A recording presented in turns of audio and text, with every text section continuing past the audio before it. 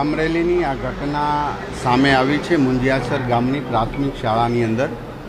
ત્યારે આજે આ મીડિયા દ્વારા મને જાણવા મળ્યું હતું.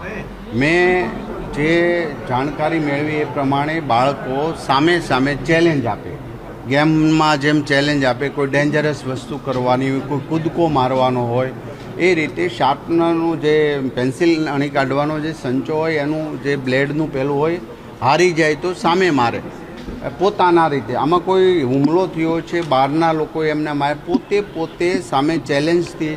પણ વાલીઓ માટે, શિક્ષણ માટે અને દરેક શાળા સરકારી હોય કે પ્રાઇવેટ હોય, આપણા માટે આ રેડ સિગ્નલ છે અને આપણા માટે આ ડેન્જરસ વાત છે. ત્યારે આદરણીય મુખ્યમંત્રી ભૂપેન્દ્રભાઈ પટેલ સાહેબ 4 મહિનાથી આ બાબતમાં ગંભીરતા લઈ રહ્યા છે અને સોશિયલ મીડિયા અને આવી ગેમો પર આપણે શું કરી શકીએ એની ખૂબ તજજ્ઞો સાથેની મિટિંગો કરીને આપણે એની ચોક્કસ ગાઈડલાઇન્સ પણ નક્કી કરવાના છીએ. ત્યારે આપણે સૌ સાથે મળીને બાળકના કુમળા માનસ પર જ્યારે આવી ડેન્જરસ, આવી ક્રૂરતાની પોતાના શરીર ઉપર જ્યારે પેલું કરતા હોય નાના બાળકો, તો એ શું કહેવાય, એક હિંસાત્મક બાત છે.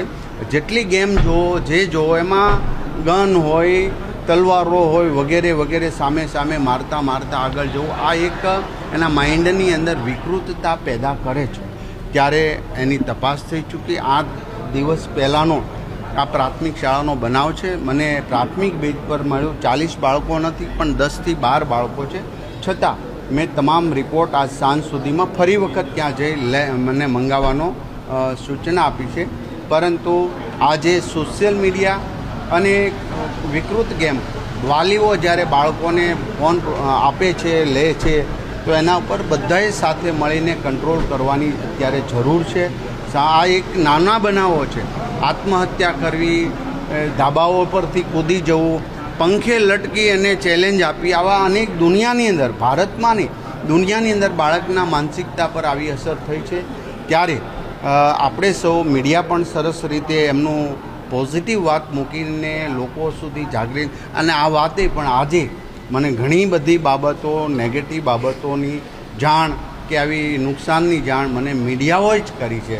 એ બદલ હું એમનો આભાર વ્યક્ત કરું છું. અને આજે સાંજ સુધીમાં મૂળ એનું શું હતું, કઈ રીતનું હતું, એટલા માટે સજા કે પેલું કે વાંક એ જવા દઈએ આપણે, પરંતુ આ એક સ્ટડી કેસ કરીશું. બીજી શાળામાં આવું ન બને એ હેતુસર અમે પ્રયાસ કરીશું.